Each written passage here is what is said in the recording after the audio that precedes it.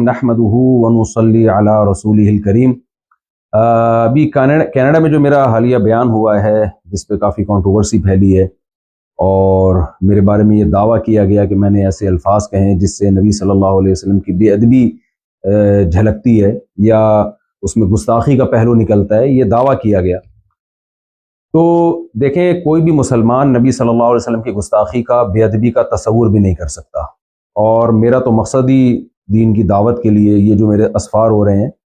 یہ تو نبی صلی اللہ علیہ وسلم کی تعظیم کو بیان کرنے کے لیے اور قرآن مجید کی صداقت کو بیان کرنے کے لیے، اور یہ جو میرا بیان ہو رہا تھا یہ تو تھا ہی، جو لوگ میرے بیان میں بیٹھے ہوئے تھے وہ اس پر گواہ ہیں، یہ پورا بیان ہی نبی صلی اللہ علیہ وسلم کی تعظیم، آپ کی حقانیت اور قرآن کی حقانیت کو بیان کرنے کے لیے تھا۔ لیکن میرے ہی بعض اکابر کو کچھ تحفظات ہیں کہ مجھ سے اس ٹاپک کو بیان کرنے میں، نیت اگرچہ میری ٹھیک تھی لیکن اس ٹاپک کو بیان کرنے میں الفاظ کی سلیکشن میں بے احتیاطی ہوئی ہے، تو میں اپنے ان الفاظ سے رجوع کرتا ہوں۔ مجھ سے بے احتیاطی ہوئی ہے تو میں رجوع کرتا ہوں اپنے ان الفاظ سے۔ جن لوگوں کا یہ خیال ہے کہ میری وجہ سے ان کو تکلیف ہوئی ہے تو میں ان لوگوں سے معذرت بھی کرتا ہوں، اللہ تعالیٰ سے توبہ بھی کرتا ہوں،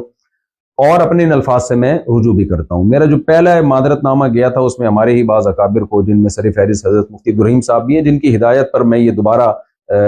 معذرت نامہ ریکارڈ کروا رہا ہوں، تو ان سمیت دیگر میرے بعض اکابر کو کچھ تحفظات ہیں۔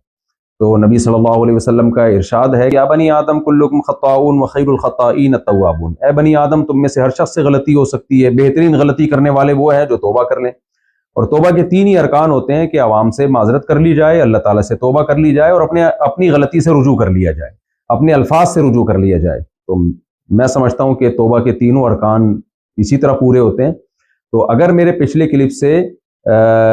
کسی کو اطمینان نہیں ہوا تھا تو میرا خیال ہے میرے اس کلپ کے بعد اب اطمینان ہو جانا چاہیے۔ اللہ تعالیٰ ہمارے دل میں نبی صلی اللہ علیہ وسلم کی عظمت کو قائم رکھے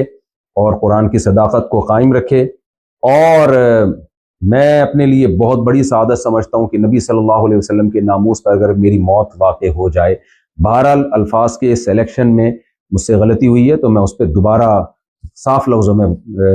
معذرت کرتا ہوں، اللہ سے توبہ اور اپنے ان الفاظ سے رجوع۔